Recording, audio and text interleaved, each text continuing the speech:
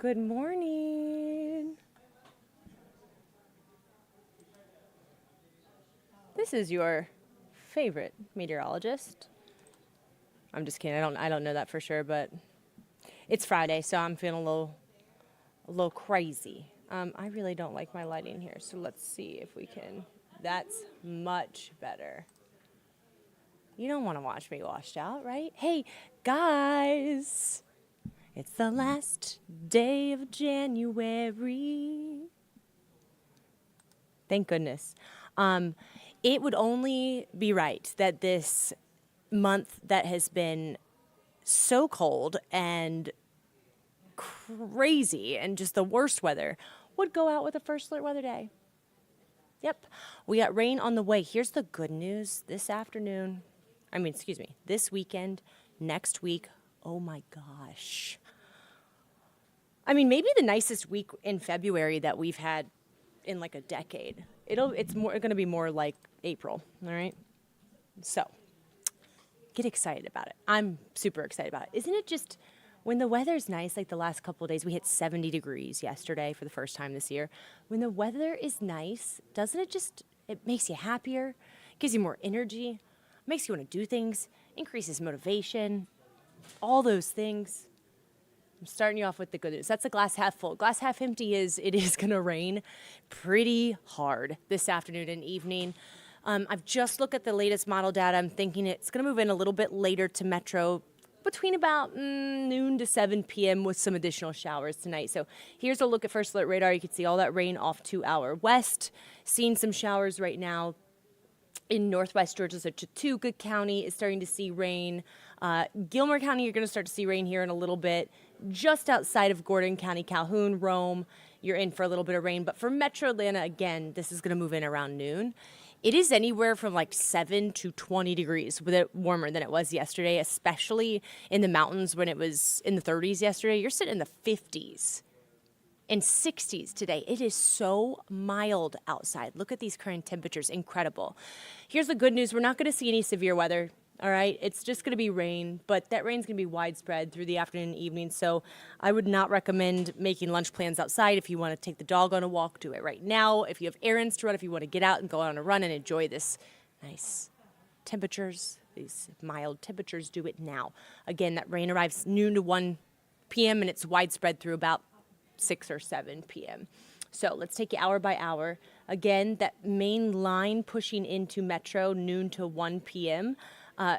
Can't rule out a few rumbles of thunder, but again, we're not going to see any severe weather.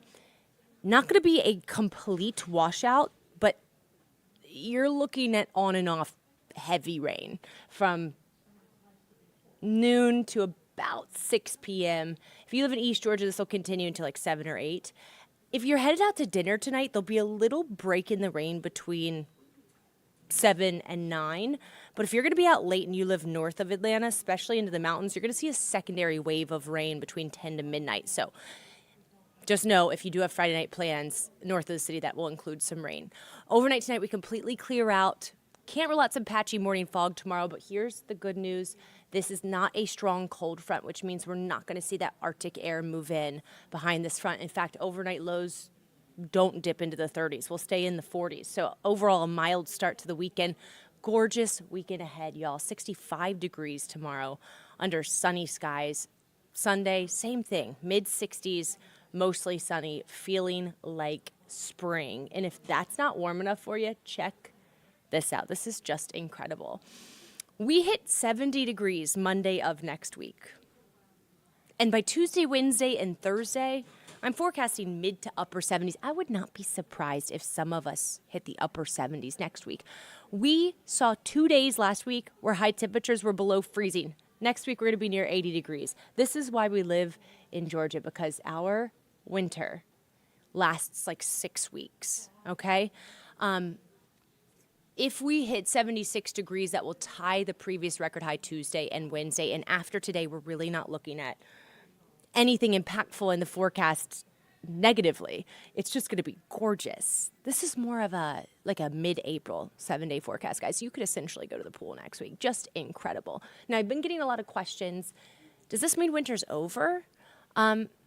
Probably not. Okay, we usually don't get our last freeze until mid-March. Last year, our last freeze was mid-February. So we got a really early start to spring.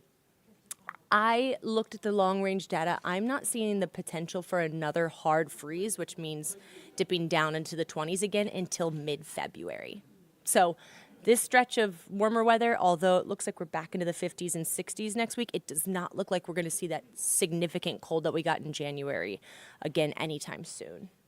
So that is the good news for you. This is a great 7-day forecast, guys. Make some outdoor plans this weekend. Get out and soak in the sunshine. I'm so happy to finally deliver good news after what seems like was a never-ending month of January. Bye, January. See you never. February's coming in with a bang. All right, y'all, have a great weekend. For now, I'm going to give it over to my colleague, Maria.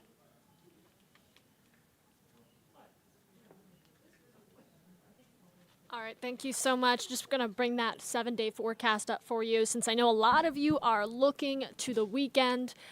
This is Catch Up Quick, where we want to get you caught up on the news-making headlines. And I want to start by taking you out to Buckhead here, where if you've been online, you already saw this massive water main break that everybody has been talking about since really it broke earlier yesterday, and crews have been working around the clock to get it repaired. And I can tell you, those repairs have been completed. They are working to reopen Peachtree Road now. The work took several hours, impacting drivers that utilize this road to get to their businesses, to get to schools, and what have you on this busy Friday.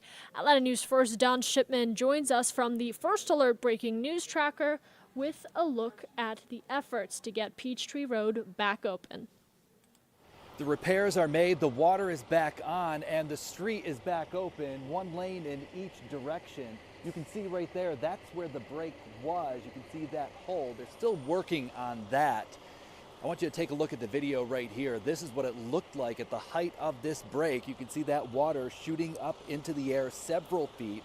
Initially, crews were working to determine what type of break was this. Is it a water main? Is it a hydrant? Overnight, they determined, in fact, it is a water main, a 16-inch pipe that was first installed back in 1917. It ruptured right around 7 o'clock last night. Crews got it capped off about 3 hours later. I didn't have water since 10 o'clock last night. I didn't have water this morning. It just came back on shortly, but it's nasty and brown, so still don't have water. Work will continue here throughout the day. The road is expected to fully reopen by 10 o'clock, but that could be pushed back as they continue their work. As far as water, you heard him say that the water is dirty. You can pick up some bottled water at Fire Station 21, which is located at 3201 Roswell Road. We're in Buckhead.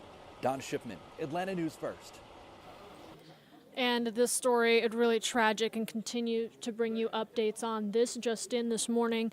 Divers are back in the Potomac River near Washington, D.C., continuing their search of the American Airlines jet and military helicopter that collided. 60 travelers and 4 crew members on that commercial plane, and 3 U.S. service members on the helicopter, including 2 pilots from Georgia. Everyone is presumed dead. One of those soldiers in the military helicopter actually went to Parkview High School here in Gwinnett County. Atlanta News First reporter Madeline Montgomery spoke with classmates who knew the late crew chief. Community is always super close. So to see that, and that it was him, and that I knew him from a very young age, it just, I had to take a second. News that rocked the nation, hitting close to home in Lilburn for Parkview High School graduates. Ryan O'Hara, a 2014 grad, was a crew chief on the Black Hawk that collided with the American Airlines jet that went into the Potomac. Never in 10,000 years would I have thought I had a personal connection to anyone involved in this tragedy. Cody Thomas has known Ryan since going to Camp Creek Elementary School. I just always remember him as being this very welcoming kid. Ryan's middle school teacher, Mark Lynch, shared this photo and said Ryan was kind and loving and always respectful and genuine. He possessed a quiet strength. My heart is broken, and I'll miss him greatly. But Ryan was best known in camo. I met Ryan freshman year in ROTC. I think that's how everyone met him. But he was very quiet at the time, very to himself. I do remember him always being serious about joining the military. The 29-year-old leaves behind a son, a wife, and many friends. He walked with determination, he walked with integrity, and as of last night, this world got a little darker and heaven got a little bit lighter. Madeline Montgomery, Atlanta News First. Truly devastating and hitting so close to home for us. And now, as we talk about this incident, it is being called the worst American aviation disaster in nearly a quarter century. Across the U.S., air passengers and staff are now processing what happened while still going about their day, boarding their flights, coming into work. Atlanta News First reporter Joshua Skinner spoke with people at Hartsfield-Jackson Atlanta International Airport trained to help during these times of crisis. They're noticeable by their yellow vests. Prayers, blessings, anything. Terry Muir, one of the 25 interfaith chaplains at Hartsfield-Jackson, preaches with her feet. I'm just going to look for anyone that's an employee, and so I want to start from here and go the other direction. Today is spent in Terminal T, where many of the American Airlines flights are located and where help might be most needed. Thank you so much. You're welcome. What we call the Ministry of Presence. Blair Walker is the chaplaincy's executive director. Days like today are often when people need comfort the most. There's just a heightened awareness, a heightened fear. We're visible with our vest. A lot of times, people are just needing to talk. The team of volunteers helping both passengers You'll go down and you'll get on the trains going out to sea. and employees. They're on the front lines receiving everybody's stress. Thank you, though. We appreciate you. And not everyone wants to talk. Sometimes it's better to vent. I'm very comfortable with the therapeutic use of the F word. Part pastor, part therapist. You're just going to need to let it out. Whether you're looking for God or just a shoulder to cry on. So much of what a passenger needs is just somebody to listen to their story. And I want to share this story with you as we are continuing to work to piece together the details. A former HBCU basketball coach in Georgia just found dead right here in Atlanta. Family members say Sammy Jackson went missing while working as an Uber Eats driver in Fort Valley near the Macon area. Jackson was the former coach at Fort Valley State University.